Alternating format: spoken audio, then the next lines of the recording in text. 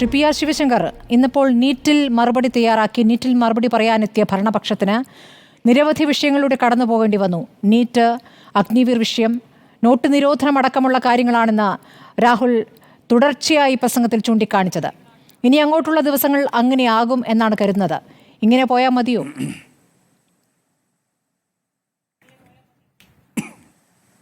എനിക്ക് ഇങ്ങനെ പോയാൽ മതി എന്ന ആഗ്രഹം. ഞാൻ ഓരോന്നായിട്ട് പറയാം. ഭരണപക്ഷത്തിന് ഇങ്ങനെ പോയാൽ മതി കാര്യം, പക്ഷെ അദ്ദേഹം മുന്നോട്ട് വെക്കാത്തൊരു കാര്യത്തിൽ തുടങ്ങാൻ ഞാൻ അല്ല, എനിക്ക് മിനിമം ഇങ്ങനെ പോയാൽ മതി. വളരെ സന്തോഷമുണ്ട്. കാരണം എനിക്കിതിനെല്ലാം ആൻസർ ഉണ്ട്. അദ്ദേഹം പറഞ്ഞ കാര്യം മാത്രമല്ല, പറയാത്ത കാര്യത്തിനോട്ട് തുടങ്ങാം. ജൂലൈ 6-ാം തീയതി അദ്ദേഹം ഒരു ആരോപണം ഉന്നയിച്ചു. ഇന്ത്യയിൽ വലിയ സ്റ്റോക്ക് മാർക്കറ്റ് സ്കാം നടക്കുന്നു. ഇത് റിപ്പീറ്റ് വരുന്നുണ്ട്, ഇത് വരുന്നുണ്ട്, ഒന്ന് കറക്റ്റ് ചെയ്യണേ. സ്റ്റോക്ക് മാർക്കറ്റ് സ്കാം നടക്കുന്നു, ഇവിടെ വലിയ നഷ്ടം സംഭവിക്കുന്നു എന്ന് പറഞ്ഞ് അദ്ദേഹം വലിയ ഒരു സ്കാം നടത്തി. എനിക്ക് തോന്നുന്നത് റിപ്പോർട്ടർ ചാനലടക്കം വലിയ വാർത്തയായിരുന്നു. ഞാനൊക്കെ ഏതോ ചാനലൊക്കെ പോയി ചർച്ച ചെയ്തിരുന്നു. അദ്ദേഹത്തിന്റെ സ്റ്റോക്കുകൾ ഞാൻ വായിക്കാം, കോൺഗ്രസിന്റെ പ്രതിനിധി ഒന്ന് കേൾക്കണത്.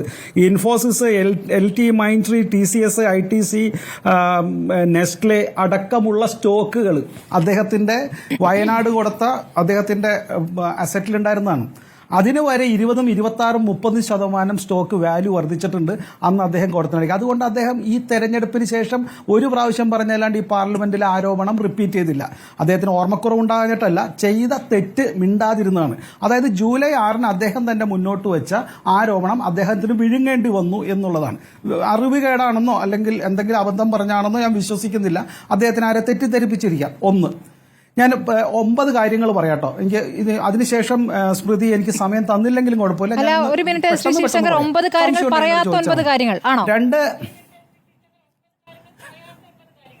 അല്ല, ഇത് മാത്രമേ പറയാത്തുള്ളൂ. ബാക്കി പറഞ്ഞത് ഇനി ബാക്കിയുള്ള 8 എണ്ണം പറഞ്ഞതാണ്. വേണമെങ്കിൽ 10 ആക്കാൻ. ഞാൻ അത് 1 2 എണ്ണമൊക്കെ ഒരുമിച്ചാക്കി, എനിക്കറിയാൻ സമയം കിട്ടില്ലെന്ന്. 2, അയോധ്യയിൽ BJP തോറ്റു എന്നാണ് അദ്ദേഹം ആരോപണം ഉന്നയിച്ചത്. അങ്ങനെയാണെങ്കിൽ സ്വാതന്ത്ര്യ സമരത്തിൽ ഇവര് കോൺഗ്രസ് ആണ് ഏറ്റവും കൂടുതൽ സ്വാതന്ത്ര്യ സമരം നടത്തിയതെന്നും സ്വാതന്ത്ര്യ സമരത്തിന് ശേഷം നെഹ്റു മുന്നോട്ട് വെച്ച ഏതാണ്ട് 20% സ്ഥാനാർത്ഥികളും തോറ്റിട്ടുണ്ട്.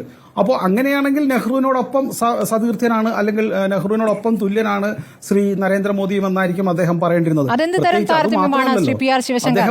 അയോധ്യ രാമക്ഷേത്രം മുൻനിർത്തിയുള്ള പ്രചാരണങ്ങളല്ലേ നിങ്ങൾ നടത്തിയത്?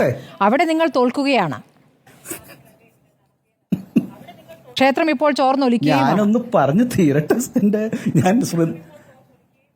അല്ല, അത് സ്മൃതിയോടെ കൊട പിടിച്ച് പോയി നിന്നോളൂ. ഏതായാലും അതിനേക്കാൾ മുമ്പ് ചോർന്നൊലിച്ച അല്ലെങ്കിൽ മേൽക്കൂര പോലും ഇല്ലാത്ത ഒരു രാംലല്ല അവിടെ ഉണ്ടായിരുന്നപ്പോൾ സ്മൃതിയൊക്കെ പൊട്ടിക്കറിയായിരുന്നു എന്ന് എനിക്കറിയാമായിരുന്നു. അതുപോട്ടെ.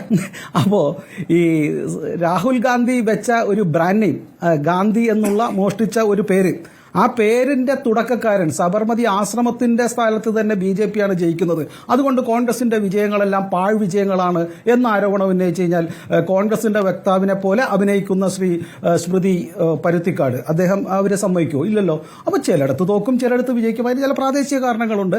അത് അദ്ദേഹത്തിന് മനസ്സിലാകാഞ്ഞിട്ടാണെന്നാണ് ഞാൻ വായിച്ചേക്കുന്നത്. പിന്നെ അദ്ദേഹം പറഞ്ഞ അടുത്ത തെറ്റ്, അയോധ്യയെക്കുറിച്ച് പറഞ്ഞപ്പോൾ മൈക്ക് ഓഫ് ചെയ്തു എന്ന്. അപ്പോൾ ശ്രീ ഓം ബിർള പറയുന്നുണ്ട് മൈക്കിന് അവിടെ ഓഫ് ചെയ്യാനുള്ളൊരു സ്വിച്ച് പോലും ഇല്ല എന്ന് പറയേണ്ടത്. ഒരുപക്ഷെ ആ വലിയ നുണ കേട്ടിട്ട് മൈക്ക് വരെ നാണിച്ച് ഓഫായി പോയതായിരിക്കും എന്നാണ് എൻ്റെ വിശ്വാസം.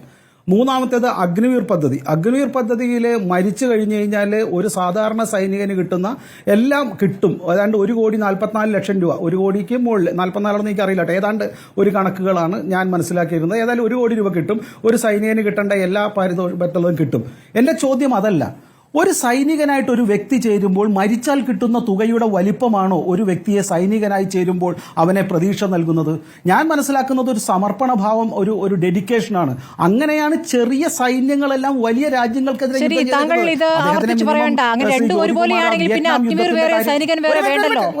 അല്ല, എല്ലാം കൂടി പറഞ്ഞ ശേഷം അടുത്ത ആളിലേക്ക് പോകുന്ന പറഞ്ഞ് നടക്കുന്നതല്ല. നമുക്ക് പറഞ്ഞു പോകാൻ തോന്നുന്നു ശ്രീ ശിവശങ്കർ. ശരി, അല്ല, അപ്പൊ ഡെഡിക്കേഷനാണ് ബേസിക്കലി വേണ്ടത് ഒരു സൈനികനാവാൻ. അത് വിയറ്റ്നാം യുദ്ധത്തിന്റെ ചരിത്രമൊക്കെ ഇടതുപക്ഷത്തിനോട് യോജിച്ചു ചേർന്ന് മുന്നണിയായി നിൽക്കുന്ന ശ്രീ ജ്യോതികുമാറിനൊക്കെ കുറച്ചുകൂടെ നന്നായിട്ട് അറിയായിരിക്കും. അപ്പോൾ തിരിച്ചടിയായ ഒരു പ്രധാനപ്പെട്ട വിഷയം അഗ്നിവീർ കൂടിയാണ്.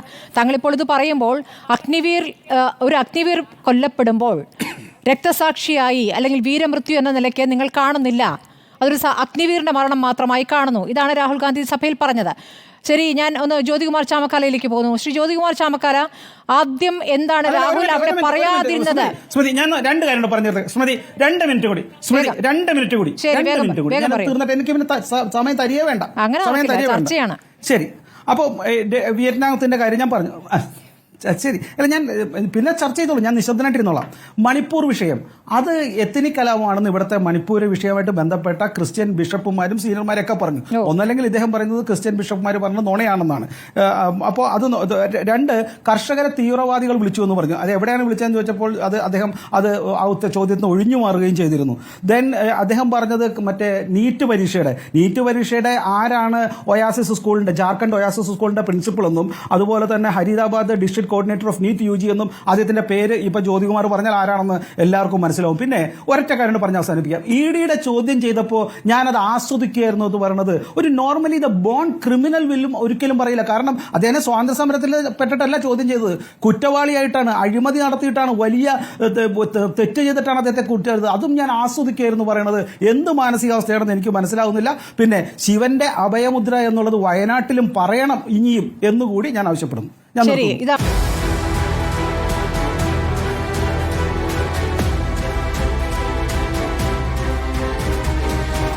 ഡിബേറ്റ് വിത്ത് സ്മൃതി പരുത്തിക്കാട്.